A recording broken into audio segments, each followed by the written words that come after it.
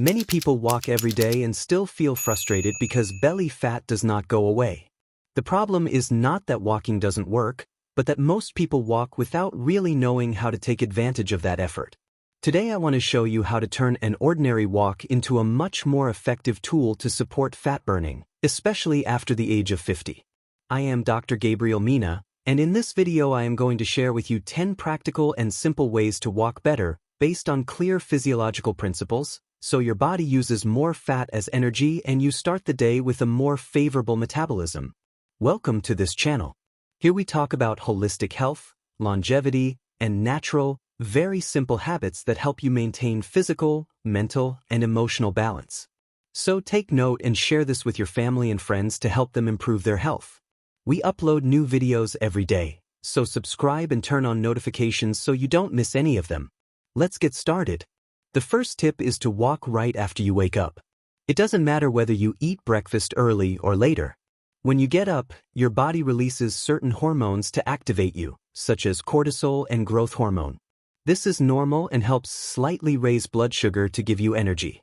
The problem appears when there is insulin resistance, something very common as we get older.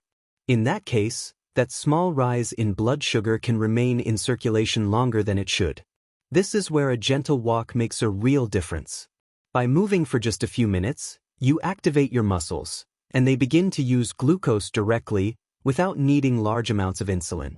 This helps balance blood sugar and prepares your body to use fat as its main source of energy early in the day. When you start walking at an easy pace, your body uses mostly fat to produce energy. Even though a very small amount of glucose is used, it is minimal, just enough to stabilize blood sugar levels. The true fuel at that moment is fat, which is why this habit can be so valuable when done consistently. The second tip is to walk after eating, but very gently. 2 to 5 minutes at a relaxed pace are enough. After a meal, the body needs to send blood to the digestive system to process food. If you walk too fast at that moment, blood is diverted to the muscles and digestion becomes less efficient. A light walk, on the other hand, stimulates circulation without interfering with digestion and helps muscles use part of the glucose that enters the bloodstream. This reduces spikes in blood sugar and insulin that often occur after eating, even when the meal is healthy. The goal here is not to burn calories, but to support metabolism. Fewer blood sugar spikes mean less insulin, and that creates a much more favorable environment for fat burning over time. Small movements, done at the right moment, can have a greater impact than intense efforts done at the wrong time. Throughout my clinical practice, I have seen this effect many times. I remember a patient just over 55 years old who walked every day without noticing any changes. By adding just these 2 gentle walks, one upon waking and another after meals, he began to notice less abdominal bloating and more energy during the day within just a few weeks.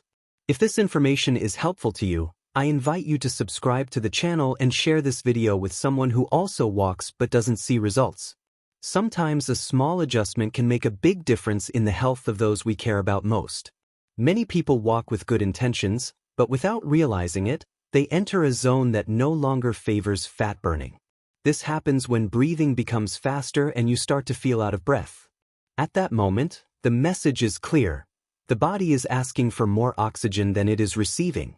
When oxygen is not sufficient to sustain the effort, the body looks for a quick source of energy and releases cortisol, the stress hormone. This cortisol raises blood sugar to obtain immediate fuel. The problem is that at this point, the body stops prioritizing fat and starts burning mainly glucose, producing lactic acid instead of using stored fat. That is why when you walk and start breathing with difficulty, cortisol levels rise and fat burning decreases. You are no longer using fat as your primary energy source. On the other hand, as long as you stay at a comfortable pace, where you can still speak a full sentence without running out of breath, your body burns almost exclusively fat and your mitochondria work efficiently. Mitochondria are the small power plants of your cells, and their main function is to produce energy from fat when enough oxygen is available. Although they can also use glucose, they always prefer fat under the right conditions. Walking at this intensity not only supports fat burning, but also gradually improves your aerobic capacity and overall fitness, without pushing the body into a constant state of stress. In this way, you improve cardiovascular health, avoid repeated cortisol spikes, keep blood sugar more stable, and reduce the need to release large amounts of insulin. All of this creates a much more favorable environment for reducing belly fat over time. I remember a 60-year-old patient who walked fast every day, thinking that would bring better results. However, he always ended up tired and frustrated.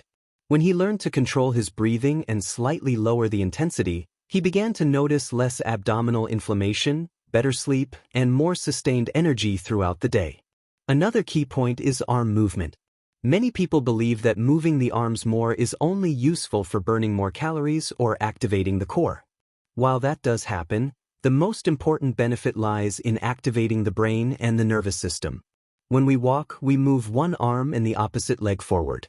This cross-pattern movement is one of the most basic human motions and develops from the first months of life, when we learn to crawl.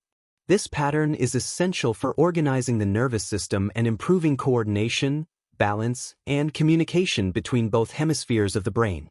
When this pattern did not fully develop in childhood, coordination, balance, or concentration issues may appear later in life. The good news is that the nervous system retains a certain capacity to adapt throughout life. By walking consciously with a good arm swing, you are reinforcing these neurological connections. Pay close attention to how your arms move when you walk. Notice whether both sides move in a similar and balanced way. The forward swing is usually slightly wider than the backward one, and that is completely normal. The goal is not to exaggerate or force the body, but to allow a natural, relaxed rhythm. It is also important that the arm does not swing too far outward. The natural shape of the shoulder causes the arm to move slightly inward, just a few degrees. With this small adjustment, you improve posture, body symmetry, and overall brain function. Another very powerful recommendation is to walk in natural environments whenever possible. A park, a trail, a green area, or any space that allows you to connect with your surroundings. If you don't have access to nature, at least try to walk with mindful awareness, noticing the rhythm of your steps and appreciating your ability to move. When you walk consciously, your emotional state improves, cortisol levels decrease, and the body shifts into a more relaxed mode. This supports recovery, improves sleep, lifts mood, and enhances the positive effects of walking on fat burning. Finally, another very useful strategy is to vary your pace during your walk. It is not ideal to walk at the same speed all the time. You can alternate slightly faster moments with slower ones. This can be 1 minute fast and 1 minute slow, 2 and 2, or even shorter intervals. What matters most is the variation. These small increases in intensity stimulate beneficial hormones, including growth hormone, without creating excessive stress.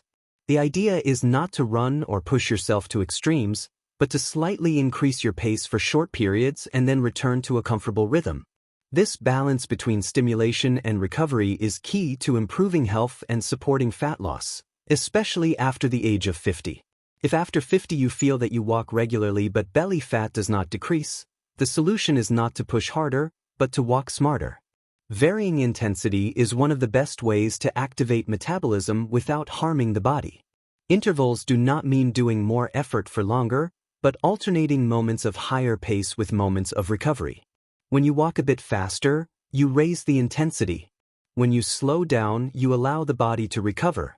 Repeating this cycle several times protects muscles, joints, and ligaments, avoiding the wear that comes from constant effort.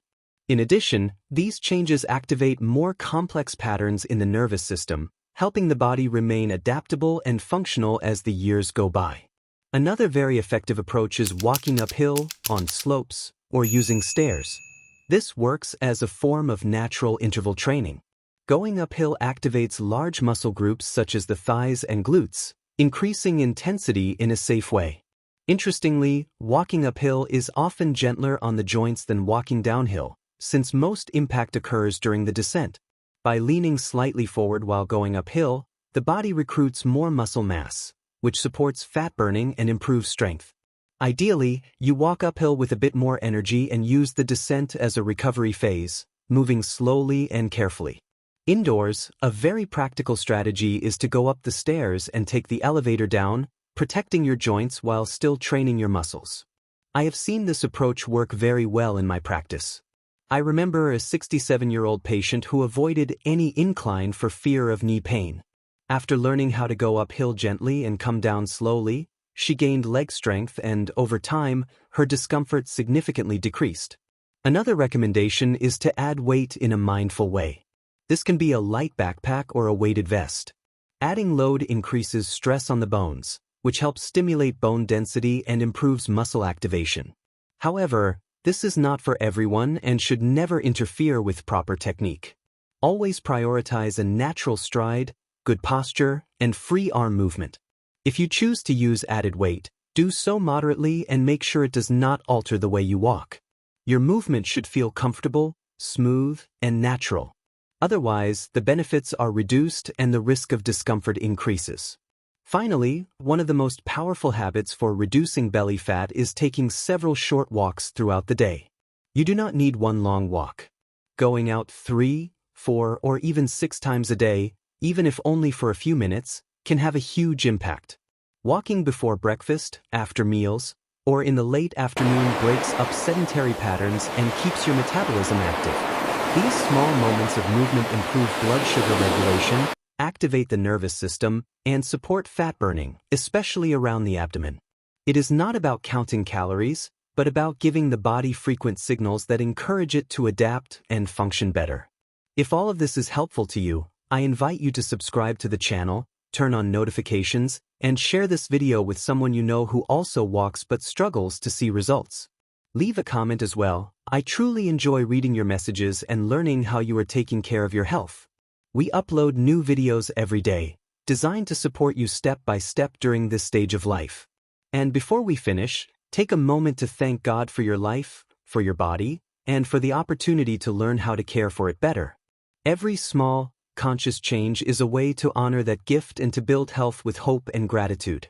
Here at the Bienestar a Mi Edad channel, we are deeply happy to contribute to improving your habits and to walk alongside you on this path toward a more active and healthier life.